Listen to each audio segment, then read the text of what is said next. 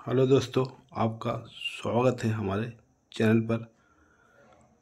अभी भी कुछ देर पहले एक लेटर जारी हुआ है, जो देख सकते हैं। आज की डेट है 20 फरवरी 2025 का है। ये लिखा गया है अपर मुख्य सचिव डॉक्टर इस सिद्धार्थ जी के द्वारा, शिक्षा विभाग, बिहार सरकार। तो आप देख सकते हैं किसको लिखा गया है। सेवा में सभी जिला शिक्षा पदाधिकारी बिहार के निरीक्षण अनुश्रवण के संबंध में। अब जो होगा दोस्तों, निरीक्षण जो होगा, अनुश्रवण होगा, अब नए तरीके से होगा। पहले जो लोग निरीक्षण कर रहे थे वो सब नहीं करेंगे, सबको हटा दिया जाएगा। जो भी ब्लॉक प्रोजेक्ट मैनेजर थे, बीपीएम डीपीएम, सबको हटा दिया जाएगा और जो सरकारी पदाधिकारी वो सब निरीक्षण करेंगे। तो आइए देखते हैं क्या है इस खबर में। उपर्युक्त विषयक विभाग पत्रांक 76 दिनांक 6/6/2024 द्वारा राज्य के सभी सरकारी विद्यालयों में गुणवत्तापूर्ण शिक्षा उपलब्ध कराने के उद्देश्य से विद्यार्थियों को उचित शैक्षणिक वातावरण सुनिश्चित करने के लिए विद्यालय निरीक्षण हेतु दिशा निर्देश निर्गत किए गए हैं। इसी क्रम में सरकारी विद्यालय के निरीक्षण हेतु नया प्रपत्र विभागीय पत्रांक 74 दिनांक 15/1/2025 के द्वारा विद्यालय के निरीक्षण प्रतिवेदन भी प्रपत्र में भरकर स्कैनिंग कर ई शिक्षा कोश पर अपलोड करने हेतु दिशा निर्देश संसूचित किया गया है। ये तो दोस्तों पहला पॉइंट था। दूसरा आप देखिए क्या होगा। उक्त क्रम में शिक्षा विभाग के सभी कार्यालयों में पदस्थापित सभी पदाधिकारियों एवं कर्मियों को विद्यालय अनुश्रवण की जिम्मेदारी दी गई। जिला शिक्षा कार्यालय में कार्यरत संविदा पदाधिकारी कर्मी या बाह्य स्रोत मतलब आउटसोर्सिंग जिसको बोलते हैं, कार्यरत कर्मियों से प्राप्त निरीक्षण प्रतिवेदन की समीक्षा के क्रम में पाया गया कि इनके द्वारा निरीक्षण प्रतिवेदन में अंकित किए गए डाटा लगभग फर्जी है। जो पहले लोग थे वो आउटसोर्सिंग के माध्यम से जो बहाल हुए थे, वो जो आते थे करने के लिए निरीक्षण, तो टोटल वो फर्जी बना के दे दिया करते थे और कुछ उल्टा सीधा करके पैसा भी कमा लेते थे। तो अब देखिए, जब स्थानीय जांच की गई तो निरीक्षण प्रतिवेदन और स्थलीय स्थिति में बहुत भिन्नता थी। उनके द्वारा अपने कर्तव्यों के निर्वहन में भी सचेतता और संवेदनशीलता की कमी पाई गई है। नेक्स्ट पॉइंट आप देख सकते हैं, पॉइंट नंबर 3 में क्या है, किनके द्वारा निरीक्षण किया जाएगा। अब यहाँ से मेन बिंदु है, कौन कौन लोग करेंगे निरीक्षण। निरीक्षण की गुणवत्ता और उपयोगिता बढ़ाने हेतु इस निरीक्षण व्यवस्था में बदलाव करने का निर्णय लिया है। अब यह निर्णय लिया गया है कि अल्प अवधि संविदा पर नियोजित या आउटसोर्स के माध्यम से नियोजित किसी भी कर्मी के माध्यम से विद्यालयों का निरीक्षण नहीं किया जाएगा। अब सिर्फ शिक्षा विभाग और बीईपी के निम्नलिखित नियमित पदाधिकारी ही विद्यालयों का निरीक्षण करेंगे। पहला नंबर में है जिला शिक्षा पदाधिकारी यानी कि डीईओ, और दूसरा में है जिला कार्यक्रम पदाधिकारी टीपीओ। और कार्यक्रम पदाधिकारी हो गए प्रखंड शिक्षा पदाधिकारियों को हो गए बीओ, अपर जिला कार्यक्रम समन्वयक और सहायक कार्यक्रम पदाधिकारी बीईपी। ये 6 पदाधिकारी जो हैं ये सब मिलकर सरकारी विद्यालयों का निरीक्षण करेंगे। नेक्स्ट देखिए 4 नंबर में, किन विद्यालयों का निरीक्षण किया जाएगा। जिन विद्यालयों का निरीक्षण किया जाना है उसका चयन प्रत्येक निरीक्षण हेतु निर्धारित दिन अपर मुख्य सचिव के द्वारा किया जाएगा। मतलब अपर मुख्य सचिव जो एस सिद्धार्थ जी हैं वो बताएंगे किन किन विद्यालयों का निरीक्षण किया जाना है। इन विद्यालयों की सूचना एक दिन पूर्व रात के 9 बजे मोबाइल पर अपर मुख्य सचिव कार्यालय के माध्यम से भेजी जाएगी।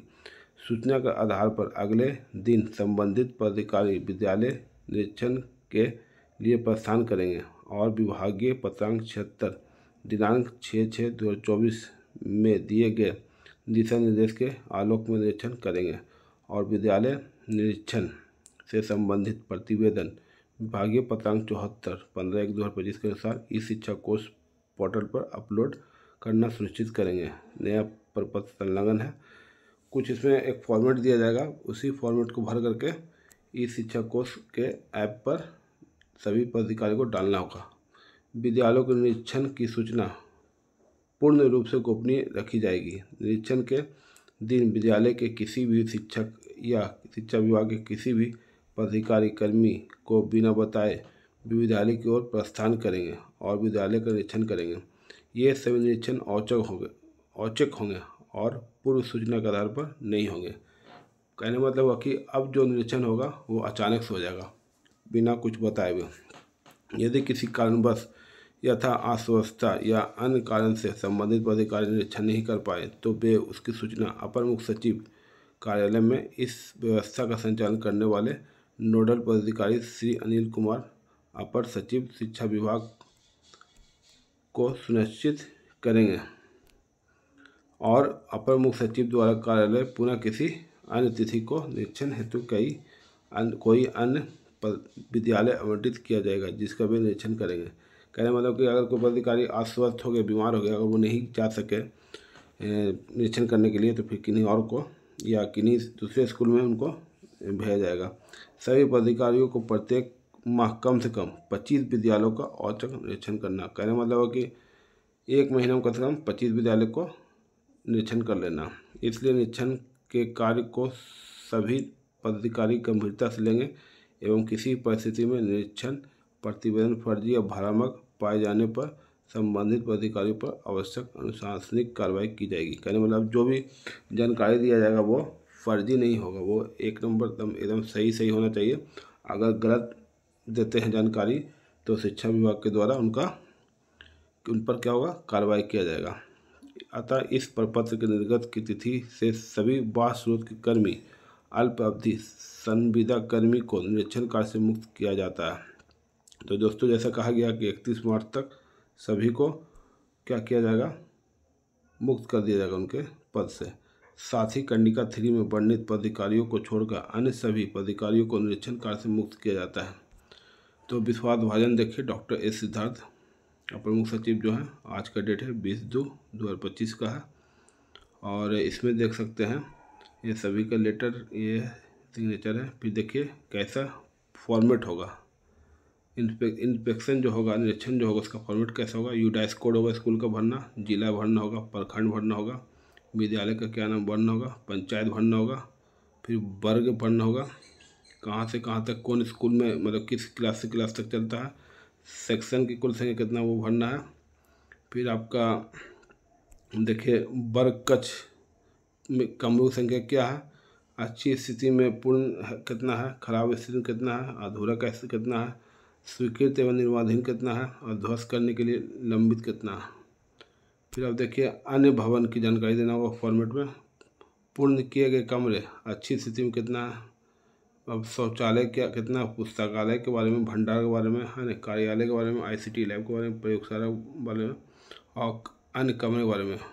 पूर्ण खराब किए गए कमरे, स्वीकृत निर्माणाधीन कमरों की संख्या ध्वस्त करने हेतु, यानी नए से पुराने सभी का जांच किया जाएगा स्कूल का। फिर आप देख सकते हैं इधर अन्य बिंदु में संख्या कितना है, ठीक कितना संख्या में, कितना खराब है, ICT लैब कंप्यूटर कितना सही है, कितना खराब है, प्रिंटर कितना सही कितना खराब है, एम्पलीफायर लाउड स्पीकर कितना सही कितना खराब है, फिर समरसेबल वाटर सप्लाई कितना सही कितना खराब है, ओवर हेड टैंक कितना सही कितना खराब है, ड्रिंकिंग पोस्ट कितना सही कितना खराब, रनिंग वाटर इन टॉयलेट कितना सही कितना खराब, विद्युत संबद्धता उपभोक्ता संख्या कितना सही कितना खराब। ये देखा जाए तो पूरा दे दिया गया है खाका।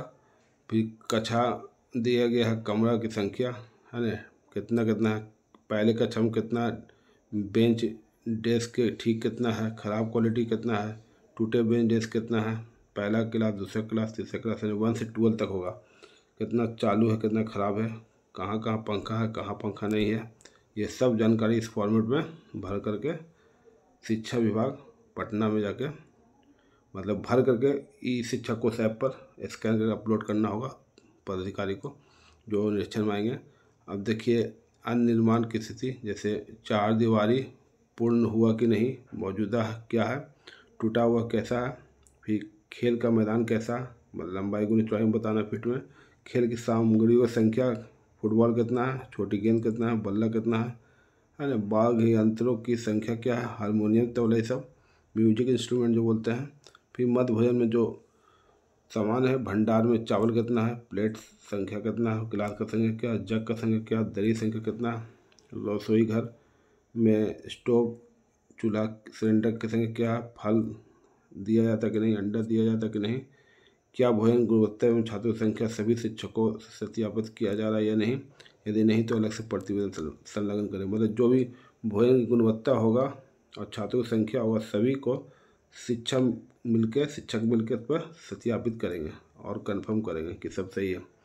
फिर दोस्तों देख सकते हैं एफएलएन किट्स के बारे में, विद्यार्थियों की दी गई किट्स की संख्या कितनी है, क्या किट्स का उपयोग शिक्षकों द्वारा किया जा रहा है, हाँ नहीं किया जा रहा है, या बक्से में बंद है, ये तीनों कंडीशन भरना है।